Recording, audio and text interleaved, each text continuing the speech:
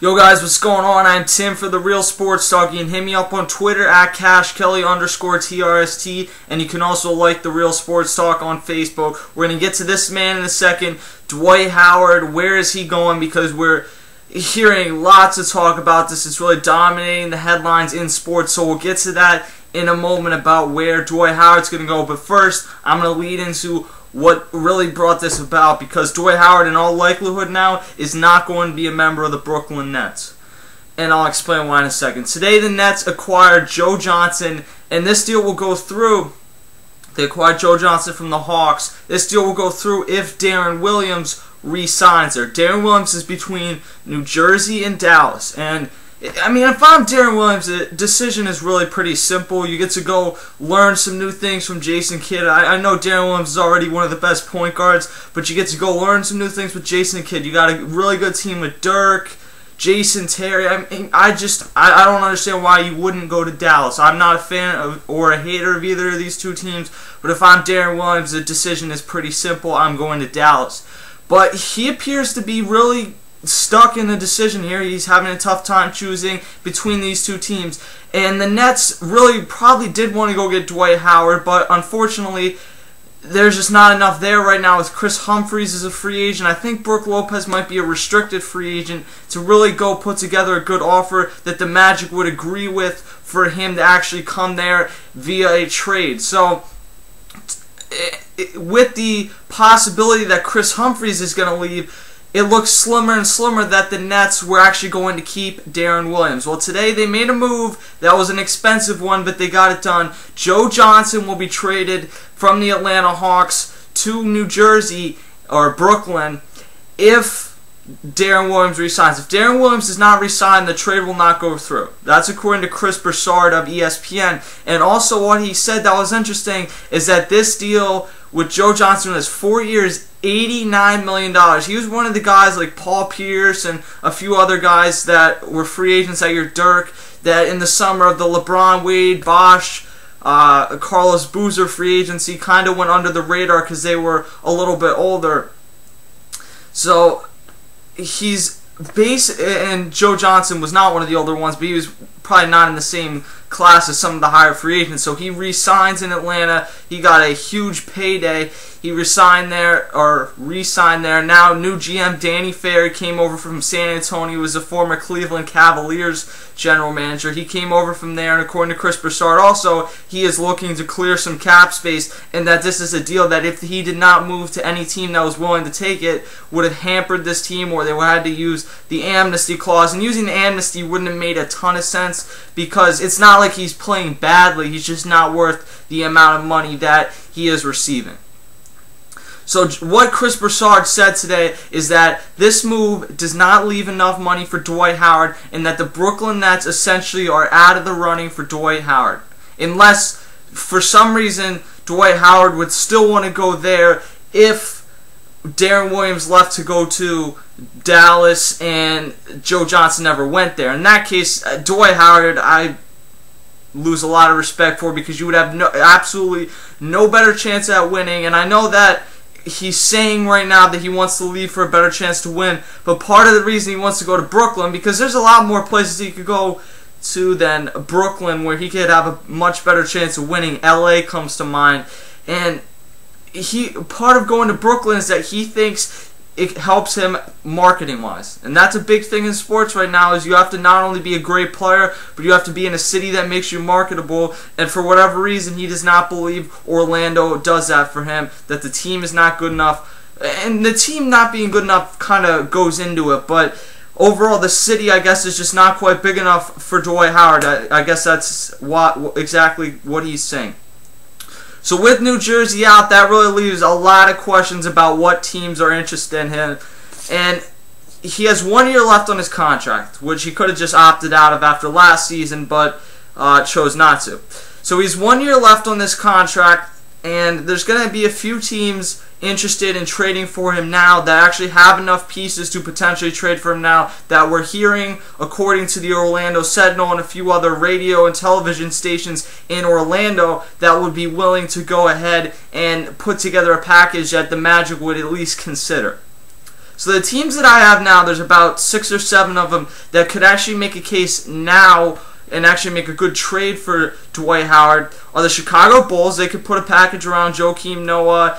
They could flip-flop Carlos Boozer there and pick up Hedo Turkoglu's contract or Jason Richardson's contract. That might not be the most likely situation, but in reality for the Magic, it's better than letting him walk at the end of the season, which there's very little chance that could happen, but I'll get to that in a second if that could possibly happen.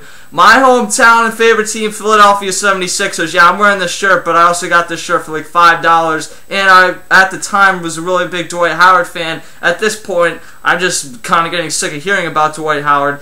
The Sixers actually could put together a really good package.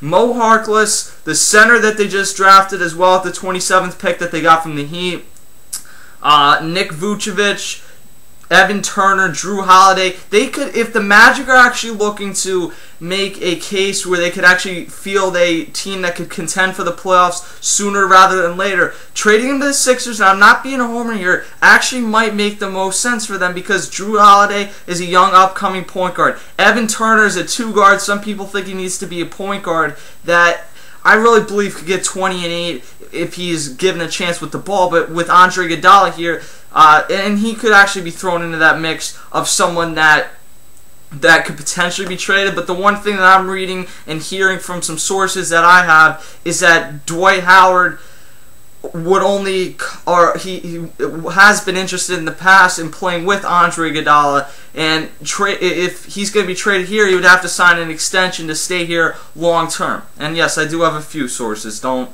laugh at me on that one. So if the Magic were really looking to get a package of 3 or 4 future starters, then getting a guy, and it's a few guys that have even played together, Thaddeus Young could even be thrown into the mix. The Sixers have a lot of young depth. They're just waiting for that star to come here and put this team over the top, and this would be the chance to do that. Unfortunately, you would have to lose a lot of that depth.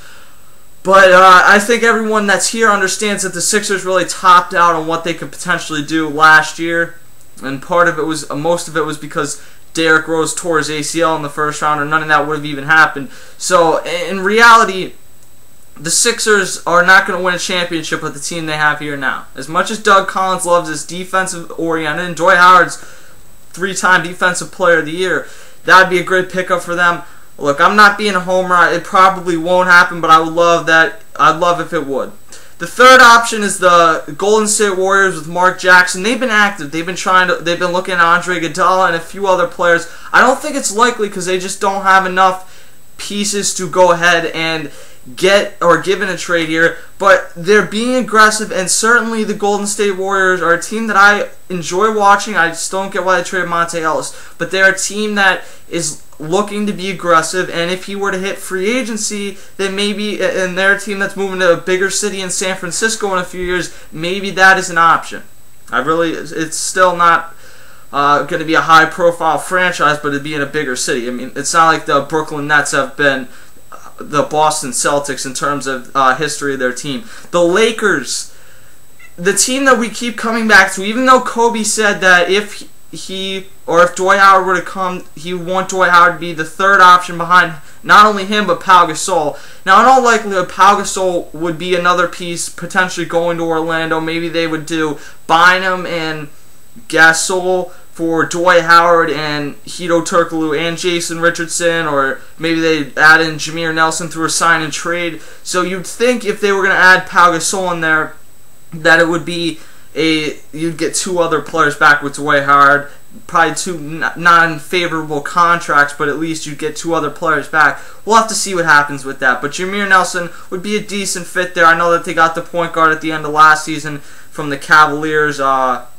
His name's I can't think of his name right now, but the point is that Jameer Nelson would still probably be an upgrade there. We'll see. I think that if they're looking for a good overall team, the Sixers would make the most sense. But if they're looking to get back the best overall player, no question the Lakers make the most sense, because Andrew Bynum, even though he's lazy, played awful in the playoffs, and I just don't think he's all that committed, is the best overall talent. He was an all-star. I still have questions about his injury history. I know that he played one full season this year for the most part without any huge injuries, but given his past history, I need to see a few years before I'm convinced that he can stay healthy.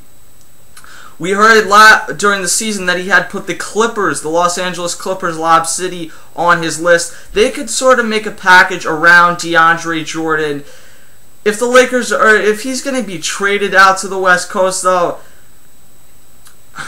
the best option for the Magic would be the Lakers. Now, that doesn't mean I think Dwight Howard would be more likely to sign on to play for the Clippers, but we'll see what happens there. I think the idea of playing with Chris Paul and Blake Griffin gives him a better chance to win long term, because the Lakers, Ramon Sessions, that's the point guard I was thinking of. They have him, they have Kobe, who's older, they'd be getting rid of Gasol, they'd be getting rid of Bynum. It's kind of a team that's an older team. They still have Ron Artest there, Metta World Peace. So maybe the Clippers he looks at and says that they give him a better opportunity to win long term, and that there wouldn't necessarily be that one guy that's going to be the main shooter on that team the way that Kobe Bryant would be, and deservedly so, for the Los Angeles Lakers if he was traded there. So the Clippers are a team to watch out for, but I think they're more of a team to watch out for if he were to hit free agency. The Dallas Mavericks, never sleep on what Mark Cuban could do. This would have been a lot easier if they still had Tyson Chandler, but you know that he could find a way to be creative. He's got Brendan Haywood there. We'll see. And the Rockets have been extremely interested. They're one of the few teams that I've heard and seen other reporters say that if they were able to acquire him, they don't need to sign to extension. They think if he played there for one full season, that they could convince him to sign there long term. I think that that's kind of going out on a limb, but the Rockets are a team that, I mean, they've been made off big men, guys like Hakeem Olajuwon, and Yao Ming was even there. So if you're able to get Dwight Howard, then you'd think that maybe that could be the next great big man for your franchise, and I don't know, I guess it's worth the risk for them. I don't think that they'd be able to sign him, and if you're a team that you know couldn't sign him, it's tough to give up all the pieces to just have him for 1 year, especially if you're the Rockets. Even if you get him in the Western Conference, you're not going to go to the finals. If he hits free agency, a few other teams could get involved that maybe don't have the pieces in a trade, but could go get him. The Indiana Pacers. Now, maybe you could say that they have the pieces in a trade if they are able to retain Roy Hibbert, if they match his offer sheet, which I believe is 5 years, $78 million. It's a max contract from the Portland Trail Blazers. I think it's unlikely that they do that.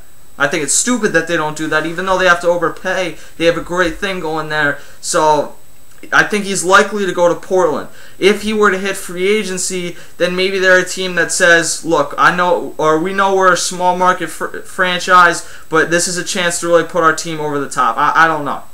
You also have the Portland Trail Blazers are an option. If they are not able to get Roy Hibbert services, LaMarcus Aldridge is there. I mean, it's not a bad team to go to. They're a team that halfway through the season, LaMarcus Aldridge was an MVP candidate, and they looked like a sleeper in the Western Conference, and then they just fell off the rest of the season. Dwight Howard's probably not going to go there. That's what I'm saying. Atlanta is an option. Danny Ferry, I heard Chris Broussard say that he wants to make a splash on someone that he believes is kind of worth the money, maybe Dwight Howard. Atlanta's a big city, but again, it's just not the type of big city I think that Dwight Howard's looking for. I think he's looking for New York, LA, just only the one LA team that he likes, Brooklyn, and that's pretty much it. He's made it clear that there's only a few teams he likes. Boston's an option, though. Boston's a big city, and if you were to hit free agency, you'd think that Kevin Garnett would be gone. Ray Allen, I believe, is very unlikely to return there, and you could Rajon Rondo, we heard some trade rumors at the deadline last year. He's not going to be very happy if things don't get better. And right now, maybe they could put together a trade package if the Magic got really desperate around like Fab Melo, Jared Sullinger. But let's be honest, if the Magic are going to go for a trade package, the Sixers one makes more sense, the Lakers one makes more sense, the Clippers one makes more sense, the Mavs one, because you have proven players. Jared Sullinger, there's worries about his back, and Fab Melo had a lot of problems in college, but he's extremely talented, so we'll see what happens with him. Boston's a free agency team. If he's able to get there, they could make a good case for him to come there. I think it's unlikely. I still think that some way he will end up in LA or New York. And then the Memphis Grizzlies are another good young team that if Rudy Gay was gone or whatever the case is, if they make a big trade, that could be another team. You know, at the bottom line is that I'm getting sick of hearing about Dwight Howard. I think everyone's getting sick of this. At the beginning, maybe you could say that the Magic organization were wrong, and they were. They did not put a very good team around him. They brought back Hito Turkoglu. They had a lot of guys that just declined, and they weren't putting a good enough team around him. But at this point, he said he wanted to stay there. Then he should honor that, and I don't know. I'm just getting sick of hearing about Dwight Howard. Let me know what you guys think in the comments below. Hit me up on Twitter at CashKelly_TRST. Also, like The Real Sports Talk on Facebook. And check out our website, therealsportstalk.wordpress.com. I'll see you guys later.